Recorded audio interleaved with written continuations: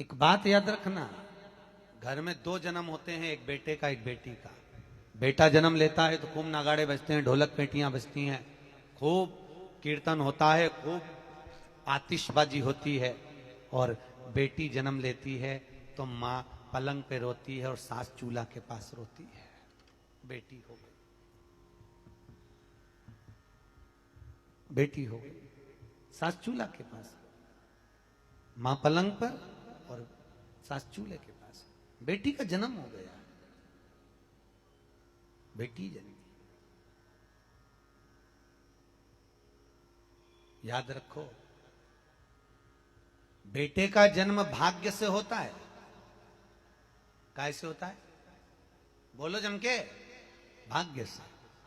पर बेटी का जन्म सौभाग्य से होता है। भाग्य को 100 गुना करिए। कितना गुना? 100 गुना करिए, तब जाकर बेटी का जन्म होता है। साधारण नहीं है बेटी। एक मित्र निकल कर जा रहा था, उसने दूसरे मित्र से पूछा, क्यों रे बहुत दिन बाद दिख रहा है, क्या बात है, कहां रह रहा है? मैं पूना में रह रहा हूं।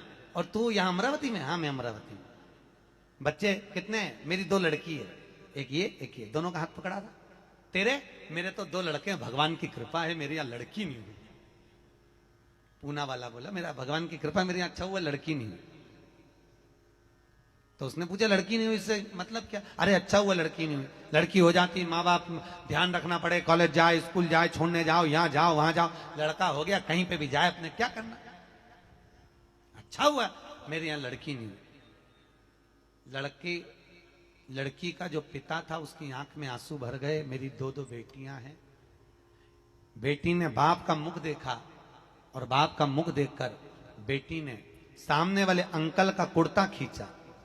पूना वाले अंकल कुर्ता खींचकर कहा, अंकल आप कह रहे हो कि अच्छा हुआ भगवान ने आपको बेटी नहीं दी?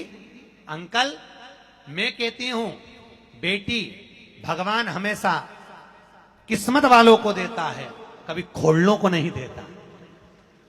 जो कभी अपनी बहन बेटी को एक साड़ी नहीं दे, कभी ननंद आए तो उसको एक साड़ी नहीं दे, ननंद आए तो प्रेम से नहीं बोले, तो उसके घर में भगवान बेटी देता ही कहां? उसको तो बेटा देता। बेटा इसलिए देता है कि खूब एकदम बेटा, बेटी नहीं दी। जिसके घर में बेटी का जन्म होता है साहब, किस्मत वाले, भाग्यशाली, बहुत किस्मत वाले। और दुखी मत होना कि मेरे घर में बेटी हो गई तो इसको विवाह के समय पर धन कहां से लाऊंगा, लक्ष्मी कहां से लाऊंगा। दुखी मत होना। 3 के भाग्य का धन हर व्यक्ति को मिलता है साहब।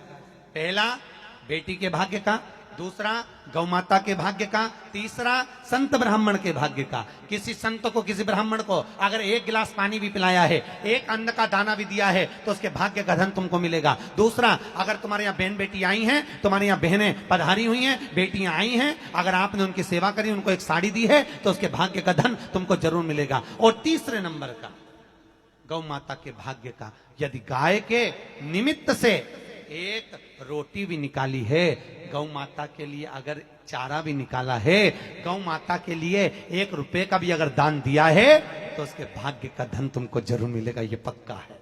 गौ माता की अगर सेवा करी है, गाय को रोटी दी है, उसके भाग्य का